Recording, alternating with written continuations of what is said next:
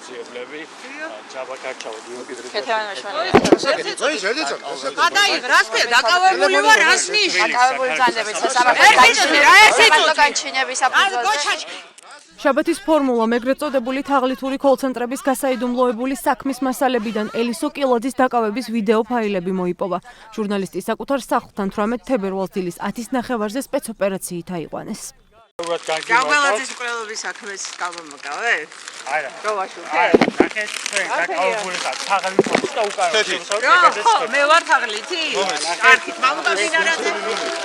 გაჭრიკე ელისო კილაძეს ეგრეთ წოდებულ თაღლითურ კოლცენტრებთან დაკავშირებული ორგანიზებული დანაშაულებრივი ჯგუფის წევრობას ედავებიან. მის გარდა თაღლითობისა და ფულის გათეთრების საქმეზე ბრალი კიდევ 9 პირს წარუდგინეს, მათ შორის ყოფილ გენერალურ პროკურორ ოთარ ფარცხალაძეს, სახელმწიფო უსაფრთხოების სამსახურის ყოფილ უფროს გრიგოლ ლილუაშვილს, ძმებ მიქაძეებსა და მათი გარემოცვის წევრებს, ყველა მათგანს პატიმრობა შეეფარდა. ორგანიზებული ჯგუფი რას გულისხმობს სტრუქტურული ფორმის ჯგუფი, რომელსაც სადაც ყველა პირს აქვს თავისი ფუნქცია და არც ერთ შემთხვევაში ეს არ უნდა გავიგოთ ისე რომ ამ ჯგუფის თითოეულ წევრს ერთმანეთთან აკავშირებს ძალიანაკლი ურთიერთობა. მეორე მხრივ კი საქმეში ბრალდებულები არიან გივი ჯიბლაძე, თორნიკე ჯანელიძე და გიორგი კამლაძე, რომლებიც მათთან დაკავშირებული სამშენებლო კომპანია სვეტის საქმეზე თაღლითობისთვის უკვე გასამართლებულები არიან. მათთან ერთად კიდევ ერთი ბრალდებულია ბიზნესმენი ბენ ანორი. 4-ვე მათგანს გირაო შეუფარდეს, რადგან პროკურატურის ცნობით გამოძიებასთან სრულად ითანამშრომლეს. თქვენ შეაფასებთ ახლა რატო არის 4 პირი, რომელსაც 9 მილიონი მოპარა უცხოელ მოქალაქეებს და ისინი თავისუფლებაში არიან და ის ვისაც არაფერი არ მიუღია აქედან ეს დაჭერილი. შაბათის ფორმულასთვის გამოგზავნილ წერილში ელისო კილაძე დეტალებზე საუბრობს. წარსულში ჟურნალისტის ახლო გარემოცვის წევრების მიერ მის წინააღმდეგ მიცემულ ჩვენებას ის პირადი მოტივის გამო შურისძიებას უკავშირებს, ხოლო ბრალს მის ჟურნალისტურ საქმიანობას. ბოლო პერიოდში ის არაერთ გახმაურებულ, მათ შორის ლევან ჯანგველაძის მკვლელობის, ეპისკოპოსის მოწამვლის მომზადების, სვანეთში ხეტყის ჭრისა და სხვა საქმეებს აშუქებდა. მაბრალებენ იმას, რასაც მე ვებრძოდი, ეს არ არის ჩემი დაკავების მიზეზი. მე გავხდი ჩემი ჟურნალისტური საქმიანობის სამიზნე და სინამდვილეში ვარ ჯანგველაძე მდინარაძის შეთანხმების მსხვერპლი, რომლებსაც ხელი ეშლებოდა ჯანგველაძის სასამართლო პროცესების თვითნებურად ხელოვნურად მართვაში. მე ჩამომაცილეს ჩემს მამხილებელ პროფესიულ საქმიანობას, ვინაიდან ჩემ გარეშე ხელი აღარ შეეშლებათ ფანჯიკიძის ნომერ 1-ში 8 სართულიან შენობაში კოლცენტრების ჰაბის შესაქმნელად. ისმის კითხვა კოლცენტრების პლატფორმის შემქმნელი პირი ბენ ანორი, რომელმაც 9 მილიონი მოპარა მოსახლეობას და დამაკავეს მე პიარისა და საინფორმაციო მხარდაჭერის გამო. ბრძოლა გრძელდება. დანაშაულების ჯგუფის თავარი იდეოლოგი იყო ეს ბენ ანორი. ეს ამ ტიპებმა დაწერეს, რომ ელისო კილაძე იყო ჩვენი მეთაური, ესენი გამოუშვეს, გაუფორმეს საპროცესო გარიგებები და დაცვებიც დაუყენეს თავზე. სისხლის სამართლის საქმის ერთ-ერთი მთავარი საფუძველი ბიზნესმენ ბენ ანორის მიერ გამოძიებისთვის მიცემული ჩვენებაა, რომელიც შაბათის ფორმულა მოიპოვა. თაღლითური კოლცენტრების საქმეზე მამხილებელ ჩვენებამდე ბენ ანორი ელისო კილაძეს ქონების მითვისებაში ადანაშაულებდა. ქრონიკა პლუსის ოფისი ფანჯიკიძის პირველ ნომერში სწორედ ბიზნესმენის საკუთრებაში იყო განთავსებული. ჟურნალისტის თქმით, ბრალდებები უსაფუძვლო იყო, რადგან მათ შორის წინასწარი ზეპირსიტყვიერი შეთანხმება არსებობდა. მედია ზონდერები ბენ ანორი და ზურაბთოდუა, ეგრეთ წოდებული ადვოკატი, რომლებმაც ჩაკეტეს ოფისი, აღარ გვაქვს წვდომა გაზეთის ტექნიკაზე, გაზეთის არქივზე, მასალებზე, კონფიდენციალურ მასალებზე, მათ შორის კილაძის მიერ საეჯარო ხირის გადაუხდელობით დაგროვებმა თანხამ დღეის მდგომარეობით შეადგინა $155,000 ამერიკული დოლარის ეკვივალენტური თანხა ეროვნულ ვალუტაში. უფლებებში აღდგენილმა ბენ ანორმა ქრონიკა პლუს საეჯარო დავალების გადახდა მოსთხოვა და არა ერთხელ. მისი კანონიერი მოთხოვნები სრულად იქნა იგნორირებული ქრონიკა პლუსის მხრიდან და მხოლოდ ამის შემდეგ მოვითხოვეთ მედია ორგანიზაციის ფართის დაცვა. როცა კი გადმოვიფორმე ჩემი ქონება, შევხვდი ელისო კილაძეს და ვთხოვე, რომ გასულიყო ჩემი ფართიდან, რადგანაც წართმევის დროიდან არ მიხდიდა ქირას. ელისო კილაძე მითხრა, ისეთ რაღაცეებს აგიგორებო, ისეთ რაღაცეებს მოგიგონებო, რომ აქედან გაქცევას ვერ მოასწრებოს. ერთი თვის წინ, როდესაც მან საჩივრის მიმართა პროკურატურას, რომ ხელი ეშლებოდა პროფესიულ საქმიანობაში, დაკითხული იქნა ქალაქის პროკურატურაში და იმ დაკითხვას ვესწრებოდი პირადად მე, სადაც მან განაცხადა, რომ ის საინფორმაციო მხარდაჭერას უკეთებდა ნამადაოს პროექტს გივი ჯიბლაძის, ბენ ანურის და სხვების, ასე ვთქვათ, დაკვეთით და სანაცვლოდ მას გადაეცა ოფისი.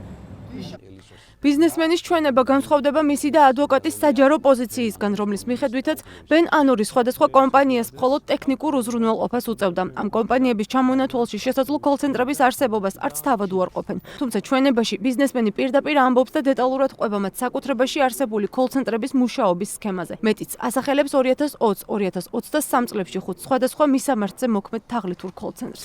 ვინაიდან მქონდა CRM პროგრამა, გიბიჯი ბლაძემ შემომთავაზა ერთად მოგვეწყო თაღლითური კოლ-ცენტრი, რაზეც მე დავთანხმდი. თავდაპირველად კოლ-ცენტრი გავხსენეთ თბილისში, ბერბუკის ქუჩა 10-ში მერვე სართულზე მდებარე ჩემს საცხოვრებელ ბინაში. კოლ-ცენტრი აღეჭურვა საჭირო ტექნიკითა და ავეჯით. ჩვენთან ერთად ამ საქმიანობაში თავიდანვე ჩართულები იყვნენ გიორგი კამლაძე და თორნიკე ჯანელიძე. მოკლედ განმარტავ თაღლითური კოლ-ცენტრების მუშაობის სპეციფიკას. ოფისის თანამშრომლები უკავშირდებიან სხვადასხვა ფიზიკურ პირებს, როგორც წესი მაღალი შემოსავლის მქონე ქვეყნების მაცხოვრებლებს და სთავაზობენ თანხის ინვესტირებას სხვადასხვა პროდუქტში, ძირითადად კრიპტოვალუტაში. სანაცვლოდ კი ჰპირდებიან მაღალ მოგებას. იმ შემთხვევაში თუ კლიენტი განახორციელებს თანხის ინვესტირებას, მას არც ამ თანხას და არც მოგებას არ უბრუნებენ. რეალურად რა ინვესტიციაც ხორციელდება, უბრალოდ კოლ-ცენტრი ეუფლება მის თანხას. 20 ტომიანი საქმის იმ მასალების ნაწილში, რომელიც შაბათის ფორმულას აქვს, მთავარი ფიგურანტების ჩხრეკის შედეგად ამოღებული ფული, ელექტრონული მოწყობილობები, ფაილები, კოლ-ცენტრის მუშაობის სქემები, თაღლითური ზარები და საბანკო ამონაწილეები დევს. მათ შორის გიორგი კამლაძისა და თორნიკე ჯანელიძის ლეპტოპებიდან გამოძიებისთვის საინტერესო აღმოჩნდა სხვადასხვა ტიპის ფაილები, დოკუმენტები, სატელეფონო ჩანაწერები, რომლებშიც გარკვევით ისმის თუ როგორ ესაუბრებიან კოლ-ცენტრის თანამშრომლები სამიზნე მსხვერპლებს. Алло. Александр, вам нравится океан Елзы? Не понял. Пришло сообщение. You are smart guy. Answer me on this.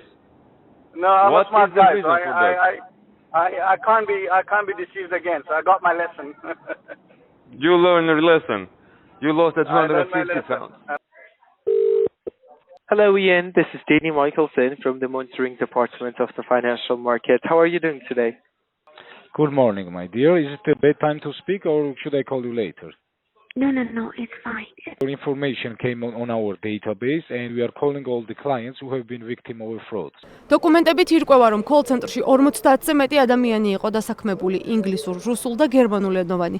ფაილებში ასევე იძებნება თანამშრომელთა სიები, მათი იმ ზედმეტსახელებით, რომლითაც უცხო ქვეყნის მოქალაქეებს უკავშირდებოდნენ. დეტალურადაა ამოღებული ხარჯთა რიცხვა, მათი ანაზღაურება და ბონუსები, რომელიც ხშირად თვეში რამდენიმე $1000-საც კი აჭარბებდა. საქმეს უფრო მეტად რეზონანსულს ხდის ის ფაქტი, რომ პროკურატურის მტკიცებით თაღლითურ კოლ-ცენტრებს მათივე ხელისუფლების ყოფილი მაღალჩინოსნები წლების განმავლობაში მფარველობდნენ. ეგრეთ წოდებული კოლ-ცენტრების ამ ახალი საქმის მასალებში დევს ოთარ ფარცხალაძისა და მისი უახლოესი გარემოცვის წევრის მიხეილ ჩოხელის, ასევე მათი ოჯახის წევრების საბანკო ანგარიშების დეტალური ამონაწერები, სეიფების ჩხრეკის კადრები. ერთადერთი რაც შემიძლია ვთქვათ, რომ ადამიანები, რომლებიც განთქმითი ჩვენებით ამხელენ ვითომ და იგივე ოთარ ფარცხალაძეს ანდაც მიხეილ ჩოხელს აღნიშნული თავად იყვნენ ჩართული და ისინი თავად განმარტავენ რომ თავად იყვნენ ჩართული ამ კრიმინალურ ქმედებებში და მხოლოდ საკუთარი თავის და საკუთარი პიროვნებების მიმართ გარკვეული შეღავათების მიღების მიზნით მათ გადაწყვიტეს განთქმითი ჩვენება კონკრეტულ პირებზე განახორციელონ, რაც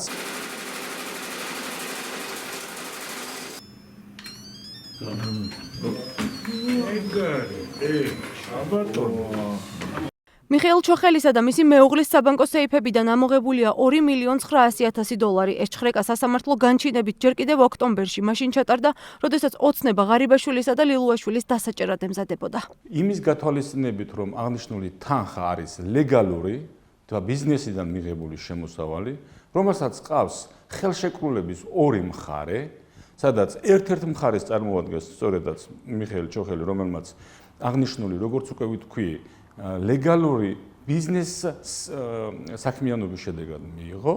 ამდენად ეს თანხა ობიექტური სასამართლოს პირობებში პირიქით დასაბრუნებელია, ვინაიდან თანხის ლეგალურობა დადასტურებულია. ოღონდ თანხის ლეგალურობის დამადასტურებელი დოკუმენტაცია დევს საგამოძიებო ორგანოში. პროკურატურის მტკიცებით სუსის ყოფილი უფროსი, რომელიც ეგრეთ წოდებული კოლ-ცენტრების საქმეზე უკვე ბრალდებულია, ამ ახალ საქმეში დასახელებულ თაღლითურ სქემებსაც მფარველობდა. საქმეში გრიგოლ ლილუაშვილის კავშირი კოლ-ცენტრებთან და სხვა ბრალდებულებთან ირიბად შესაძლოა დასტურდებოდეს. ბატონი გრიგოლის მიმართებაში პირები მტკიცებულებებია იგივე კოლ-ცენტრთან მიმართებაში. ეხლა ქალბატონი ელისოს და არ არის მასში ამაზე უნდა გადავიდე კიდევ იმ გაუთქმელობის წინააღმდეგობაში რა და ამიტომ ვერ ვცდილობ პასუხს. რასაც მეკითხებით, ხო? იგივე ბრალდებიდან და იგივე სისხლისამართლე საქმიდან პირდაპირ ჩვენება, პირდაპირ მტკიცებულობა ბატონ გრიგორის მიმართებაში არ არის. რაც შეეხება ძმებ დავით და გიორგი მიქაძეებს, ეს მათთვის რიგით მეორე სისხლის სამართლის საქმეა, რომელშიც ბრალდებულებიც ოთარ რომანოვ ფარცხალაძესთან ერთად არიან. ბოლო დროის ყველაზე გახმაურებული ლევან ჯანგველაძის მკვლელობის დაგეგმვისა და ორგანიზების საქმესთან ერთად ახლა სამივე მათგანს კოლ-ცენტრების მფარველობასაც ედავებიან. თემაში არის ბატონ გიორგი მიქაძეს, დავით მიქაძეს არანაირი შეფერილობა ნამდვილად არ აქვს. არც ყოფილან ასეთი ორგანიზაციების მფარველობაში ჩართული და მონაწილე და არც წარმოდგენაც არ აქვს ან იმ კომპანიებზე, ან იმ ადამიანებზე, ვისაც კონცენტრების საქმიანობა უკავშირდება. არადასტურებს, არც კომპანიების ოფიციალური ადასტურებს ამას. გიორგი მიქაძე პირველად არბაში ნახევარცხადებს და ასეც არის, ბატონ გიორგის ადასტურებს ამას.